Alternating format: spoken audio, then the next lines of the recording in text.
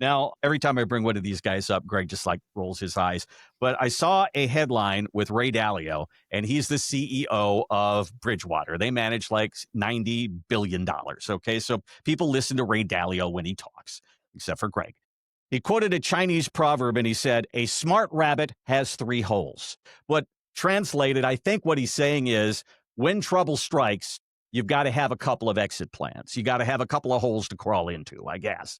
And so I wanted to ask you about that, Greg. When you build a retirement plan, obviously we're talking about risk here, but are there multiple exit plans, multiple holes that people can crawl into when the things get tough? You know, Randy, I like the three holes analogy here. Let's go with it because it kind of inspired me to say, all right, in this show, we get a lot of comments and across the country on the radio shows like, Greg, can you talk about some investments? And, it's not something we talk a lot about on the show, but I think it is interesting to think about, what would the holes be for the exit ramp? What are the safe holes? Or where could you possibly be right now from a safer standpoint? Where if you're retired, I always got to ask the first question, it drives everybody crazy, but I'm going to say the entire industry has it wrong when it comes to investing. And the reason they have it wrong is because they benchmark the wrong things. It's not the choice of investments that I'm talking about. It's the choice of the goal. Is the goal really to beat the stock market?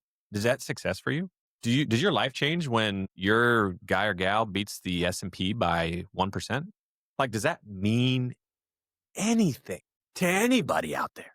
No, of course it doesn't. It doesn't mean anything. It's hoopla, fairy dust, so, unicorns, rainbows, warlocks. I don't know. These are all made up things that the industry has come up with to fool us. The only thing that you should be benchmarking is what you want to do in retirement. It's that easy. What do I want to do? Everything I want to make my retirement the dream years at the end. Lay it out. Then we build the investments to match that. That is the actual idea of real goal setting. It's not like you go, all right, what are you doing? Well, I'm going to do the workout of Patrick Mahomes. Why? You're 65. You don't even jog. Like, it doesn't make sense to do extra stuff or things that have no relation to who you are. So when we build investment plans, I always start with, it's really confusing to me. Why don't we just do everything we need to do and take the right amount of risk to do everything you want? And I think people really like that work with us. I think they really like the idea of saying, you know what? You probably don't have to take on as much risk. So what are the three rabbit holes that I think relate to risk? I think it's kind of fun because I think they're very diverse and they were very easy for me to come up with because I think it's things that we use every day. The first is the one that everybody knows. It's banks, cash, money markets, CDs, whatever. That is to me the safest hole, right? You have a lot of, liquidity, accessibility, not great returns, but you know where the money's at, right? There is just a mental comfort of knowing that when you log into your bank account, you're going to see a balance. You're like, hey, if I want to write a check, I can write a check. Cool. That's hole one. Everyone knows about that. Hole two is, in my opinion, annuities, right? You've heard a lot about annuities over the last few years. So let's not get into the hoopla of all the details. But the way annuity works is we know that with money markets and cash, you don't lose anything. And with annuities, you don't lose anything. Those are the two holes that have 100% principal protection. So the way annuity works is it grows and then it's locked. So it steps up. So let's say your annuity grows 5%.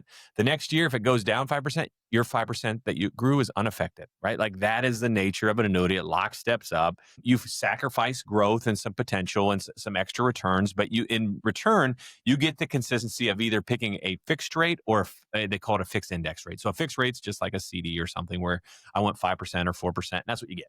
That's simple enough. Most people use annuities for the index option, which is if the said index, let's say it's tracking the S&P or it looks like the S&P, if it goes up to 10%, you get 10% that year, point to point over the course of the year. If that index grows, if it doesn't get to 10%, you get whatever it is. So if it grew 3%, you get 3, 7, 7, 10, you get 10. But if it goes to 12, you only get 10. It's capped. But if it goes backwards, you get 0. So you have that 100% principal protection. So that's hole number 2. So you got cash, hole 1, annuities, hole 2. The third, there's a little bit of risk. So we're going to talk about like buffered notes and buffered ETFs. This is kind of where they leverage options, where you can sit there and say, all right, what other options? What if I want a little bit more risk, but I still want some safety? Well, a buffered note operates a lot like an annuity, and you can build them different ways. But one of the ways is, listen, I don't want anything to happen unless it loses more than 20%. So you could have a 20% buffer on a note that gets you a certain amount of upside. It's tied to an index, but I got a 20% catch-all, which means unless the market loses more than 20%, I lose zero. That is a way a buffer note can work. Now, you can build them and customize them however you want. You can have them say no risk, but the buffer note optionality, I like it. I like the idea of having another option out there that gives you a little bit hedge against the market. Buffered ETFs are the same way. They take some options against ETF funds and they build in some buffers that allow you to navigate the stock market or an index with a little bit more protection on the back end. I think about like an extra seatbelt. Now, if you really crash, it's probably not you're still going to get hurt. Your money's still going to go backwards, but it could give you 10, 20, 30% more safety. And for that cost, you just have to sacrifice upside. That's usually what the give and take of that game is, Randy. If you're going to get a little bit more safety, you're either going to pay for it in terms of an option, or you're going to have to forego some upside. That's how those options. So those are the three rabbit holes that I like to think about if I'm in retirement, to say, all right, do I have some money in those holes? Why don't I have some money in those holes? Should I have money in those holes? And there's other holes out there. I'm sure you could talk about bonds and other things. But for me, those are the three that jumped out that I think would be a good place to start for retirees to explore. Are these filled? Do these feel right? And are they enough? Am I getting enough return in these holes to do everything I want in retirement? And if I am, do I need extra holes? Do I need to go faster? Do I need a place where I'm, chasing the market? Does that mean anything to me? And if it does, great. Then I think you should have some money in the market. If it doesn't, then you should reevaluate where you sock your money away for rainy days. One of the things about the show that I always like to, when the moment it happens, is say, how is Golden Reserve different from everybody else? Now, if you have a financial advisor right now, have you asked them the question, what happens if the market goes down? And I mean seriously down. Am I protected? Do I have an exit ramp? Greg just gave you a pretty good explanation of what your exit ramp might be. Do you have that right now? And if you don't, give us a call. Let's talk through it. We put together what we call a roadmap for retirement for you. Part of that is a market risk report. It's going to look at where you are right now. If the market were to go down, what happens to you? And is there an exit plan? Let's put it together for you. Give us a call. Give us a look on our website, getyourroadmap.com. That's getyourroadmap.com. Anybody ever put you in a headlock while you were in school and give you noogies and say uncle? I have like 24 first cousins on my mom's side, and they all looked like they were descendants from some kind of Cro-Magnon, Neanderthal group that just chewed rocks for a living. So every time I went up there, I was by far the smallest, and just the games you played, everything turned into WrestleMania, and somehow I was the one just getting tossed around by the guys that were 30 or 40 pounds heavier than me somehow in each grade. So the answer would be yes. The answer is yes. I have been in a headlock, and it wasn't a great memory. So you had to yell uncle, and then they would let you go. But I was thinking about the word uncle, and we do in retirement. We have an uncle. We have an Uncle Sam in retirement, and he has a tight squeeze on your 401k. And you can yell uncle all you want, but this uncle will not let go. So, Greg, I wanted to ask you about, you have stories about people who go into their retirement with 401ks. We tell people to come in early in your 60s so that maybe we can do something about this problem with taxes. But many times people come in, they discover the problem that they have in their 70s, and then they come in to see you. So tell me a little bit about the 401k issue and the taxes and all that goes along with that. Yeah, man, I think this is a great pun on say uncle, because I think Uncle Sam literally has all retirees in a headlock giving the hard noogie, right? Mm-hmm. And, until you're 59 and a half, that noogie keeps that, nope, can't have it, can't have it, can't have it, can't have it. And you are just grinding away on them. And you're like, isn't this my money? I don't understand. Why can't I touch it till 50? Am I a child? So Uncle Sam has these weird rules. No one really thinks of the IRA and the 401k components at a macro level. I mean, think about it. They're literally telling you can't have your money, or you got to pay a 10% penalty. And you're like, really? That's how it works. So then you start to do things. It's kind of like touching a hot stove. You stop touching the hot stove, right? Yeah. So you stop. What do? You stop thinking about it because it makes you angry. There's things in life where you're just like, I don't want to talk about it. I don't want to talk about it because it's going to ruin my whole day. Like, for example, yard work. If you say the word that sounds like irrigation or flowers right now, it's going to ruin my whole day. So I don't want to talk about it. So I think people don't want to talk about 401ks because it's frustrating because they can't touch it. Then they finally get there and they're like, whoa. If you touch it, you got to pay tax on it. Man, taxes are lame. I don't want to pay any taxes. So then what do? The noogie continues, right? You got your double headlock now. Now, Uncle Sam and your financial advisor have some kind of tag team move, passing you back and forth. One's scaring you, the other's taxing you. So you're like, you know what, dude, forget it. I'm just not even going to think or look at my 401k statements because I can't win. I guess it's not even my money anymore. And unfortunately, that is the mindset of most retirees when they're so beaten up. They have, their head sore from the constant nugs. You're like, get me out of this headlock. How do I get out of this headlock and start thinking about my 401k? Because for a lot of people, let's be honest, Randy, it could be their largest asset. This could be your biggest retirement savings account. And for a lot of people, it is. And now you can't touch it. So now you're kind of living through Social Security or on Social Security or pension or maybe some other savings. You're like, no, I just kind of live around it because I don't want to think about it because I've been told not to think about it for 30 or 40 years. And that is a huge trap. And I think we need to wake people up. And when we started doing this about 15 years ago, people thought we were crazy because we were like, you know how you beat Uncle Sam? And they're like, what do you mean? We're like, pay the tax. They're like, you're an idiot. Pay the tax. Good one, dude. What's next? Eat vegetables. Yeah, I bet you that makes you healthy. And it's like, yeah, like people don't want to do things that seem out of the norm. And when we were talking about that 15 years ago, everyone was like, you guys are crazy. And we would lose business over it. And we're like, well, let's just do the math. And then you can make the decision what you want to do. And the reality with this headlock on your 401k is that the longer you wait, the bigger the problem, the bigger problem gets because your money's growing, hopefully. And with your money growing, your tax liability grows. Everyone realizes everything in that 401k is taxable, assuming it's not a Roth 401k. So everything in your IRA or 401k is taxable and it's taxed at the income level. So when you take it out, depending on how much you take out, that adds to your income for the year and that changes based on how much you take out. And there's different rates based on your income, just like when you were working. So what we see a lot of the time is no one touches it. And then something bad happens. Essentially, a spouse passes, and then the surviving spouse inherits this. And now they're getting to the point where maybe they do have to take some money out, or they're getting to 73, and now they have to take required minimum draws starting at 3 or 4%. Well, the problem is now they don't have the couple rates, they have the single rate, but they have to take out the same amount of money. So during your retirement time, you could have taken that money out maybe for 10%, 15 cents on the dollar. 10 or 15 cents on the dollar is a good day. But now you're a widow and you're taking it out, and now it could be 20, 25 cents on the dollar. And it's all driven by your income, size, your IRA, all those numbers. Now, so that's like double.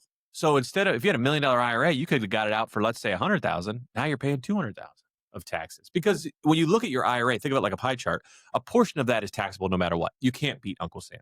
It doesn't go to your kids magically and don't pay tax. That's not how it works. So we want people to realize that very real reality. Get that? Realize real reality. There's 3 reals there, Randy. And as we go through this process, we have an IRA tax plan that essentially breaks down when and how much to take out to optimize tax draws or convert it to a Roth. If you want to convert to a Roth, doesn't matter. Same tax equivalent. And this gives people permission to hopefully start spending their IRA dollars. That's really our real purpose. It isn't just to win in tax savings. It's to get the money out of the headlock, out of the trap, so that you can actually spend it. Because if it's not taxable, the chances of you spend it increase exponentially. And that's super important, right? The whole idea of IRA, retirement is to enjoy your money. So let's get that excuse removed that your financial advisor likes and that Uncle Sam likes because they know they're going to get more money. And goodness, what happens when that widow passes and it goes to your kids? We call that the kiddos penalty after the widow's penalty. Well, it gets taxed at your kids' rates over 10 years, which could be even higher, 20, 30, 40%. So you could end up losing almost half of your IRA, $400,000 going to Uncle Sam if you do nothing. Or you can control the game, pay taxes on your terms pursuant to our IRA tax plan that we do complimentary for every roadmap we build, Randy, and get people in position not just to save taxes, but to spend the money. That's actually the idea of the IRA tax plan. People think it's tax savings. It's not. That's a nice perk. It's the sprinkles. But the ice cream is that you get to enjoy and spend your retirement dollars because it's no longer in a huge headlock between your financial advisor and Uncle Sam. This issue with the 401k and the IRA is so important, and it is such a huge issue. We have a part in our roadmap dedicated to it. It's called the IRA tax plan, and this is part of the way we're going to attack your retirement and help you with these difficulties that come up. Not only spending that money, but the taxes that go along with it, and the widows and the kiddos penalty. All of this has become a big part of our roadmap for retirement.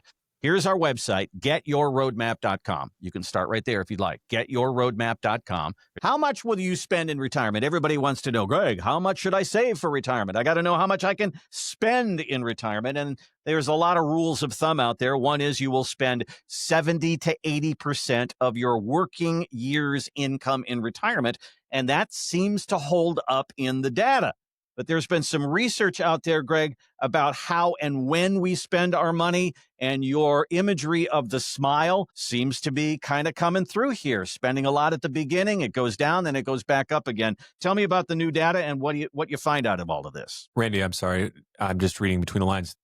Greg is right. That's what you're saying. Yeah, right? that is what I'm saying. In a roundabout way, Greg, everything that you've been saying for the last couple of years has been held up in the new data. And everything the financial industry is doing is wrong. Is that what it is? No, that's probably too far. Sorry. Greg is right. The compliance buzzer's going off right now. I think, right now I'm getting yelled at. So no, that it's not everything, like 90%, okay, like 90%. All right. So I think the income conversation is so interesting, and I think it's so complicated, and it's so hard. And here's why. Randy, what are you having for lunch tomorrow? Do you know? I have no idea what I'm having for lunch tomorrow. All right. So that really hits the point home. If you haven't retired yet, and even if you are retired, what you're doing month to month, year to year is iterative. It's changing. You're learning how to ride a bike for the first time. That's your retirement. It's the retirement bike. Do I want to go out all the time? Am I going to go traveling all the time? Am I going to go to Florida? Oh. If you don't know anything about our history, or my history specifically, I essentially started in this business as an estate planning attorney. I worked I'm going to black out the 5 years in Chicago where I was a big law attorney, one of those bad guys. But when I started working with retirees exclusively back in 2010, I spent exclusively all my time working with people at, near, or in retirement. And it was really interesting to see what their hopes and dreams were and how it vastly changed instantly once they got to retirement. And I want to spend just a little time on this because I think it's important to make sure you build a plan that has some flexibility. That's what I'm getting at here. I'm gonna cheat to the end.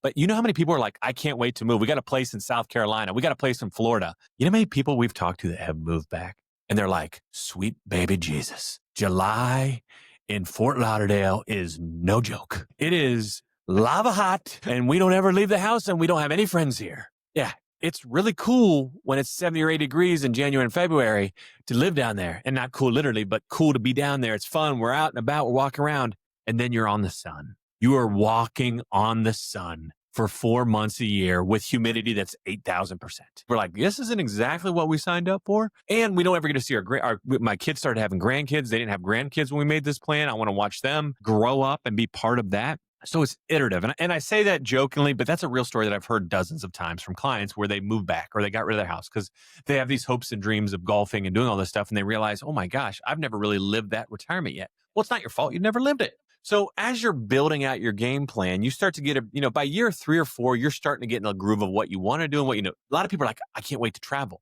And my next question is like, where you been? Like, well, nowhere. It's like, not really anywhere. We haven't really traveled. We're going to travel and get to retirement. I was like, like 50% of people hate traveling. The airports, living out of hotels, the uncertainty, it's stressful. Traveling isn't like going to the beach and sitting around and hanging out. Traveling is work. And when you don't realize that, it can change the perspectives of things. Where I thought we were going to travel 3 months a year, now we're going to travel 3 weeks a year. Okay, that changes the dynamics of the plan. So I guess I'm saying all this because we've talked about the spending curve. We know that everyone spends the most in their lifetimes in their 40s and 50s. It's usually your max earning years, which is correlative to why you spend. You're paying off kids, colleges, whatever. You're also, what you're doing all the things that you want to do because you're at max earning years. And then you get into your 60s and usually spend the most in retirement, comparatively speaking, less than in your 40s and 50s, but still the most, your highest retirement spending years will be at the beginning. Why? Because you're doing all the fun stuff, right? You're getting the dream car, you're doing some extravagant purchases, which you should. You're doing your big trips because you're younger and you're healthier and you're out and about. So that's a lot of fun.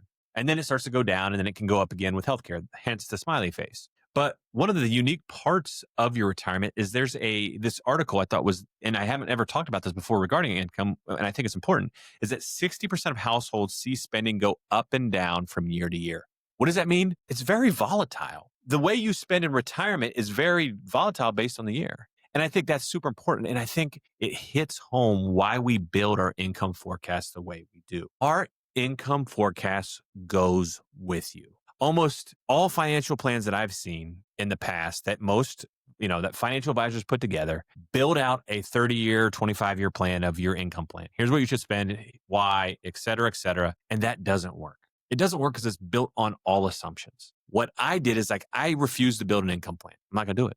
One, it feels like I'm telling you not to spend your own money. You're a grown up. You've lived your life. And it's not that complicated, really. Like people know when their account values are going up and down. So my idea to inspire people to keep living their best retirement was just, let's look what they spent last year and what they received last year, and let's forecast it forward 25 years. And let's not do that once. Let's do that every year. And that will incorporate when you have a bigger spending year, a smaller spending year, you'll see your account balance in 25 years. And I do it assuming a very conservative 5% growth rate, because I think that's very, very doable. It's not risky compared to assuming 7, 10, whatever percent. Although, a lot of times those other plans are very aggressive, which you can miss those numbers. Like, let's play it safe. Let's put some inflation. Let's put some cost of living. Let's put some healthcare stuff. And then your travel budget that can change year to year. Now, what ends up happening is you see that ending account balance go up every year. So what do? You spend more. That was the idea behind my income forecast. And because we don't charge a percentage, Randy, I think that's one of the biggest misses. When you spend your money in retirement, your financial advisor takes a pay cut. It's inarguable. If they're charging a 1% fee, if you spend more and your account values go backwards, they take a pay cut. In my opinion, not so coincidentally why they tell you to live off the income and don't spend the principal, because they don't want to take a pay cut. It has nothing to do with the longevity of your money. I don't buy it. I don't prescribe to it. I don't believe it. I think it's self-interest. Doesn't make them a bad person, but it could. And at the end of the day, our income forecast is built on a chassis that only shows you what will happen 25 years from now, no matter how old you get. And I think that builds so much confidence. By year 2 or 3, you're starting to do more trips, more spending, more comfort. And the fear of running amount of money goes away. Once I can get rid of that fear, you can start living your best retirement. And that's why every person that gets an income forecast is complimentary. We don't charge for it, no obligation. The idea is that we want to show you what it could look like living your best retirement, which will hopefully incentivize you to spend some more money. I think it's so interesting, the questions that people ask about retirement. And the first one is, how much do I need to save? Because they're looking at you and they're saying, how much can I spend? And that's really what it is all about here. You want to know how much you can spend. You want to know that in your real life and your working years. You want to know it in retirement too. Let's get you that number. Let's show you what that is. Part of our roadmap for retirement is the income forecast. We're going to hit it from a lot of different places here. We're going to go after markets and risk. We're going to talk about taxes and fees. We're going to talk about long-term care. But the most important thing to you is, how much can I spend? Let's get it for you. Give us a look on our website, getyourroadmap.com. All right, if you're talking to somebody about where your money is, a lot of people will ask you, where's your money? Where's your money placed? How are you doing it? And you'll hear people saying, well, I have a 60-40 portfolio. That's kind of a generic kind of thing, 60% in the market, 40% in bonds. And have you ever heard anybody go, oh, I have a 50-30-20 portfolio? Well, that's what Amy Arnott at Morningstar says you should look into. And Amy, I think this was her first meeting of the day. She's peaking the old excitement meter. Here's Amy. The idea is 50% stocks, 30% bonds, potentially 20% in alternatives, including private equity and private capital. Obviously, if a firm is offering exposure to alternative assets or private capital, they have a vested interest in promoting those asset classes. So they're going to be able to make more money if people do go ahead with that 20% allocation. And another thing to keep in mind is that the expenses are much, much higher on those alternative asset classes. You are definitely paying higher fees. Okay, Greg. So if it sounds cool, you're probably paying more. Could you wake me up? Because her voice was the least energetic and exciting and interesting I've ever heard. I feel like I nodded off 3 times and then I just started feeling very melancholy. It was her first meeting of the day, I'm sure. That was pretty lame. So here's what I'll tell people about all of the stuff she mentioned. So you start hearing alt investments, which is another code for alternative investments, which is non-traditional things. Things like real estate deals, private equity funds, venture capital funds. And here's what I'll tell all of you listening at home. If you get into those deals, be careful. Because here's the reality. Ask yourself a question. If you're a private equity company and you're raising $1 billion fund, are you going to sit there and say, you know what? No, I don't want that insurance and other pension that are going to cut 3 checks and I'm done raising. I want to go out to the market and deal with a bunch of retirees. And I want to raise a bunch of money with a bunch of grandpas that are going to be questioning everything we do and setting in more exposure. These are the dogs. If you can't raise money in the big boy market, you go out to the masses of the less sophisticated people that get sold stuff. That is how people get into alternative investments. They're the investments that the institutional investors didn't want. You're getting the strawberries from Kroger's instead of Whole Foods. These are the strawberries that they didn't want. That's the hard truth. These are the leftover berries and produce that nobody else wanted. That is how, now I know people are going to lose their mind and say, I got proprietary, blah, blah. Bain Capital, MDP, all of these monsters aren't sitting there saying, I can't wait to get into 401ks. We want the extra cost and headache of dealing with millions of people. No, they want the 2 checks from these huge these institutional investors, the banks, all the big dogs. And the fact that it's drying up, private equity funding, in 2025 is much harder than it was in 2020. Everybody made money back then. Everyone made money in the deal market forever. And now it's getting real tight. There's not a lot of deals in 2025 and they're having trouble raising money. So guess what? Cue general public funding. This is what ends up happening, Randy. And the problem is it's super complicated, so it's super expensive. I was looking at, some statistics and the effect of 2%. So a lot of times if you look at a lot of the box shops, Edelman, Fisher, Eddie Jones, whatever, or the wirehouses, you can see a lot of those are charging in the ones, 1.25, 1.5, 1.75%. And that's before the investment cost. So it's important that you look at the advisor cost and the investment cost when you start tallying up how it affects. And it's really staggering. I think, Warren Buffett talked about this a little bit. And I was looking at this place called IG.com, and they were looking at a Vanguard study that said, if you're looking at a 7% gross return with a 2% fee all in, meaning your investments and your financial advisor, that real return becomes 4.9%. But what people really don't appreciate of this, that's just like the year to year. And here's where it gets interesting. It's the compounding loss. That's where people lose perspective here because you don't think of this in terms of 25 years. So if you look at this same scenario of a 7% gross return and the effect of a 2% fee over 25 years, you know what this reduces the portfolio by? More than 30%. And it's because of the power of compounding, or in the terms of fees, the lack of compounding, because you're losing, you have less money growing for you. So it's the compounding nature that's lost, the opportunities lost with fees that no one really feels. And that's really the secret of the financial industry because no one does the tracking over 25 years. They just think of it in terms of 1% here, 0.5% there, and it's not that big a deal in that moment. But the lost opportunity for that asset's growth over decades is where the real issue becomes. And that, Randy, is where we came up with the fee analysis tool that's part of every roadmap. We do it at no charge to help people start to understand not just today what you're paying. Because we'll show you what you're paying for investments, those alternative investments, any investments really that you have, and your advisor fees over the course of a year. And we'll do it in dollars, not percentages. So you can see the hard dollar. I'm paying $15,000, $25,000, $30,000. That's super important to see that number. But we'll also run it over the course of flat dollars over retirement, times that. I mean, people don't realize that if you have $1 million account, you're paying 2%. That's $20,000 a year. That's $200,000 a decade. That's $600,000 over a 30-year retirement. And that's just fees. That's not lost compounding growth, Randy.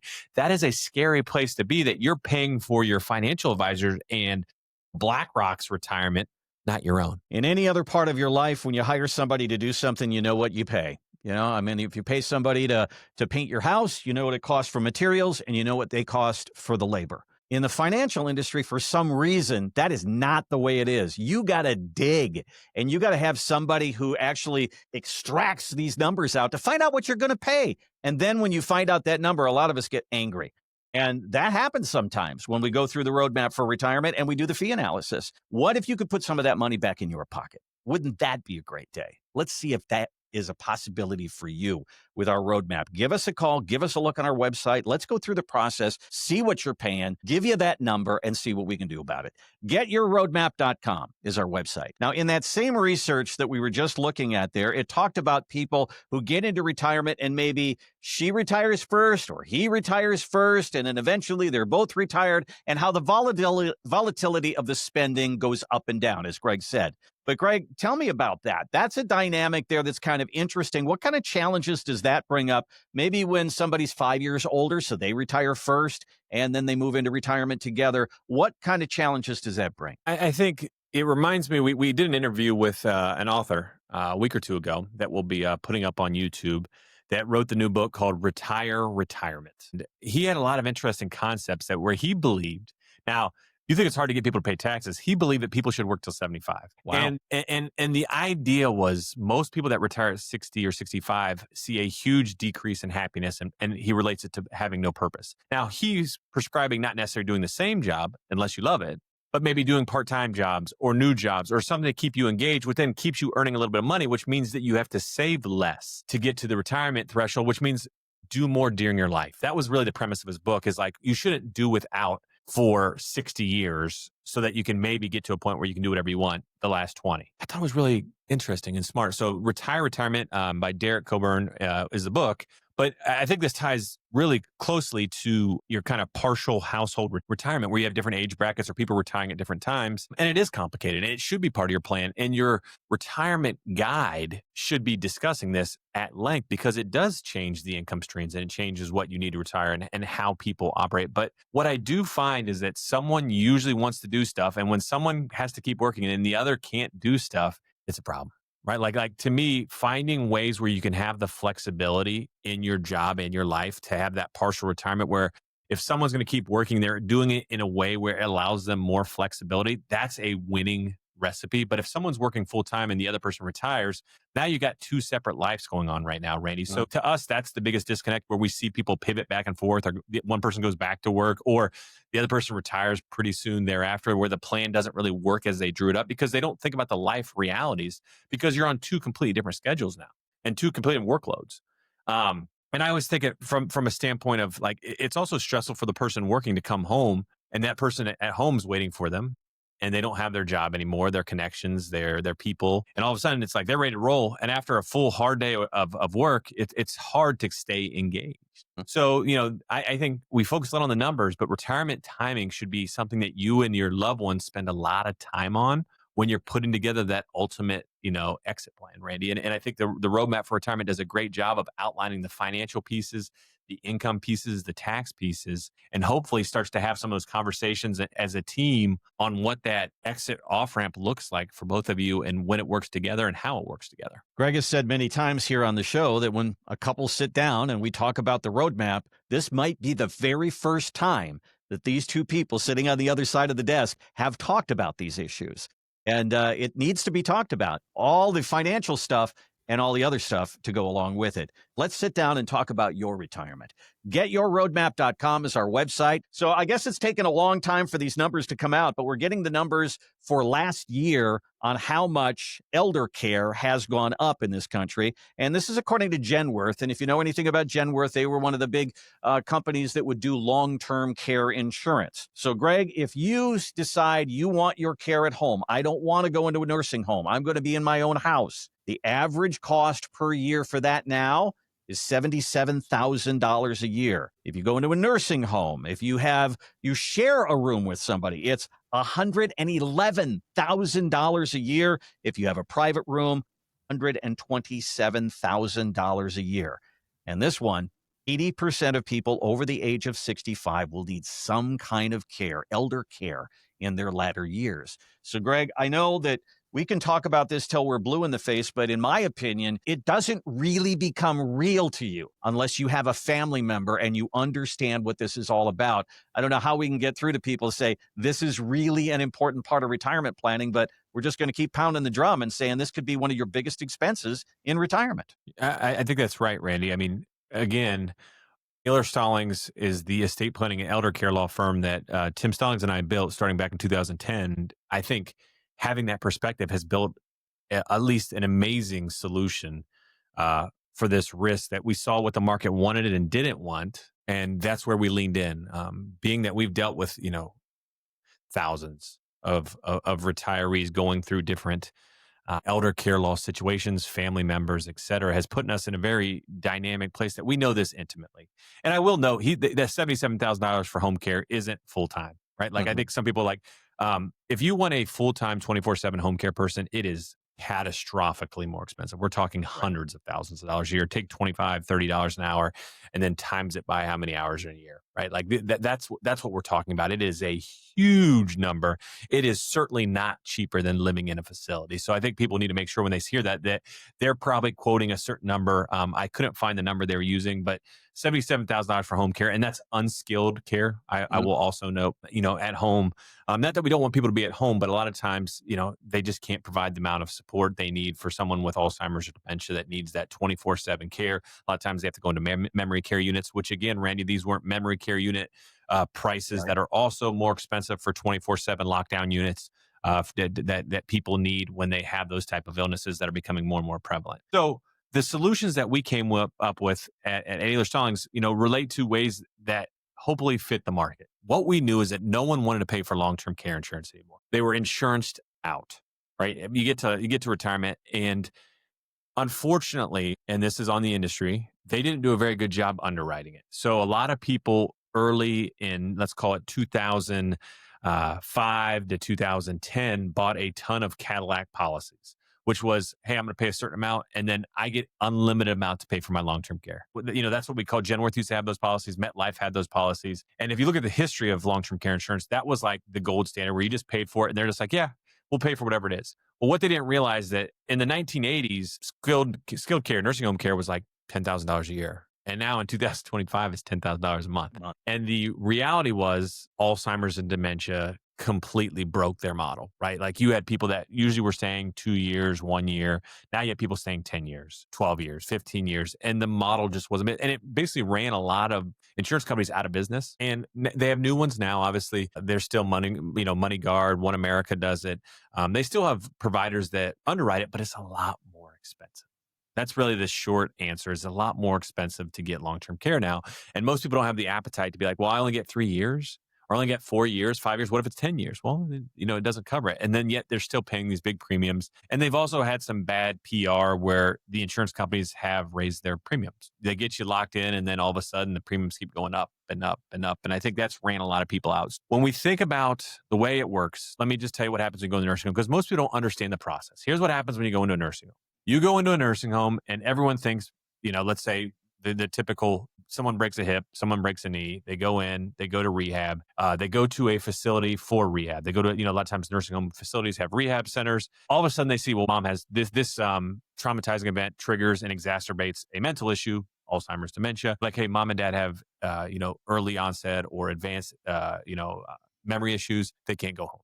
So now the family's like, all right, well, shoot. Well, they think Medicare is going to pay because Medicare is paid for their healthcare stuff their whole life in retirement. Medicare pays for not to exceed 100 days, up to and not to exceed 100 days. A lot of people, they don't get more than 30 or 40 days. And, at the point of time in which Medicare kicks off, and Medicare kicks off when you stop getting signs of improvement. So a doctor says, hey, they're not getting any better. You're kicked off Medicare. So now all of a sudden you get your first bill for $8,000. And you're like, what just happened? No, Medicare pays. Well, no, Medicare doesn't pay for nursing homes. It doesn't pay. I'll say again, Medicare does not pay for nursing homes after up to the first 100 days.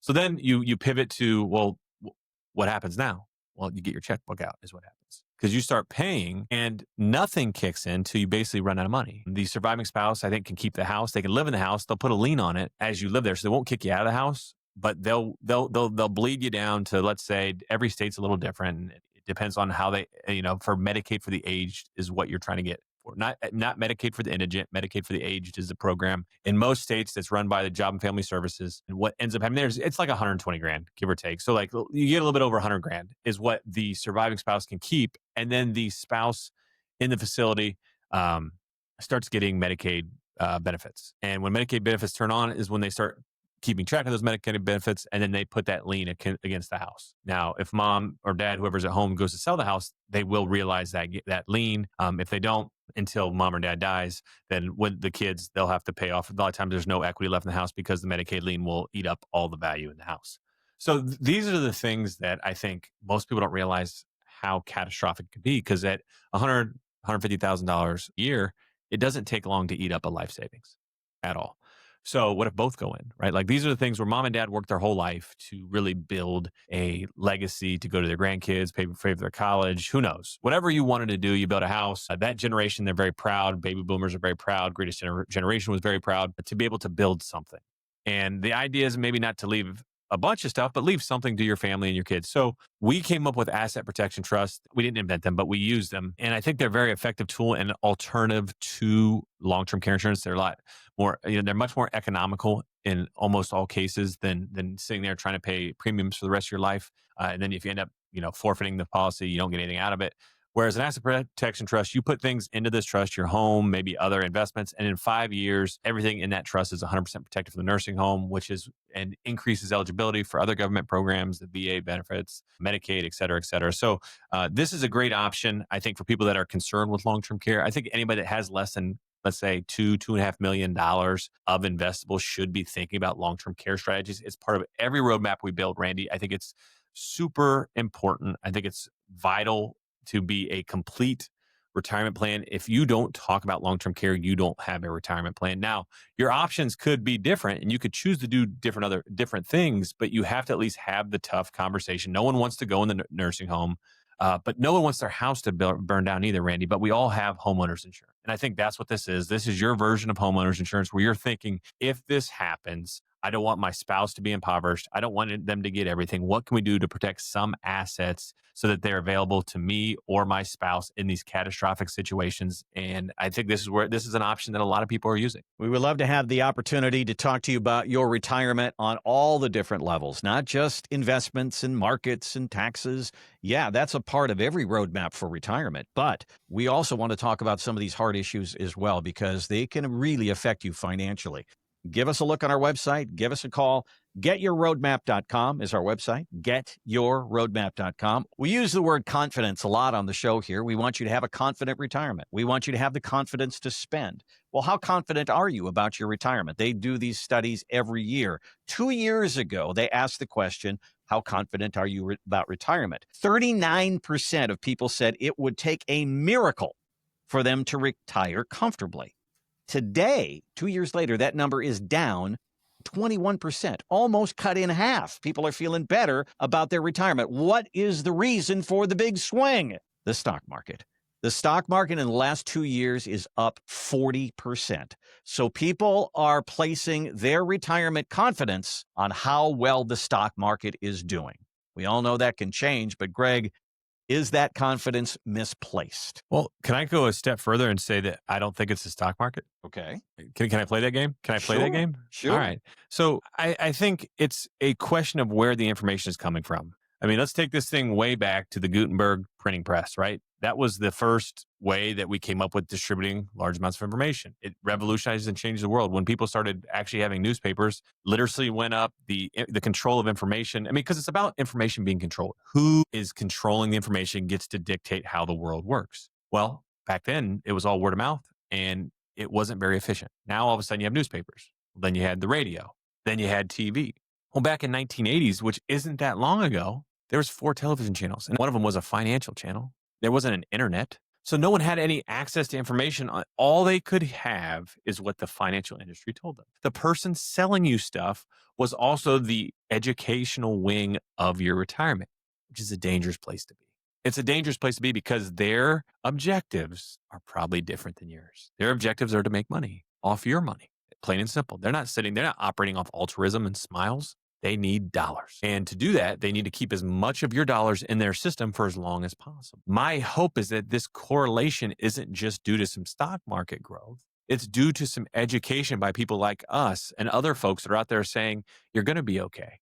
You don't need to keep all your money. As a matter of fact, you should spend more of your money in retirement, and we should build retirement plans that allow you to do that.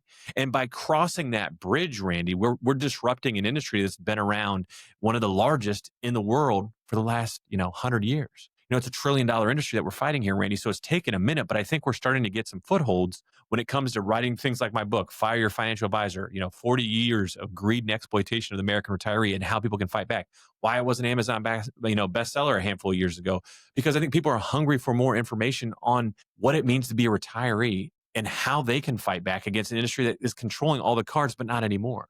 We're taking more and more of that power back by allowing us to have more information, to show people the data that you're not running out of money, that people are dying with bigger account values, and that people don't have to wait till the end. They shouldn't just be chasing returns. They should be chasing memories. All of those things, to me, mean that we're starting to win. And the stock market going up helps. I'm sure it does, right? I'm not going to say there's no correlation there at all, but I do think the passing on of better information and people that are better actors for retirees is also chipping away at the barriers to access real information to allow people to feel safer. Because when people have real information, they see their values not going backwards. That's going to build confidence. When their neighbors talk about how awesome their retirement is, that's going to build confidence. But if you have people scaring you at every corner, well, guess what? That's going to build more doubt. So we have to continue to tune out the people that are self-interested in keeping your money in your account so they can keep getting their 1% fee to people that are actually sharing how to live your best retirement. And, people that wrote the book, Die with Zero and all these other publications that are coming out, Retire Retirement,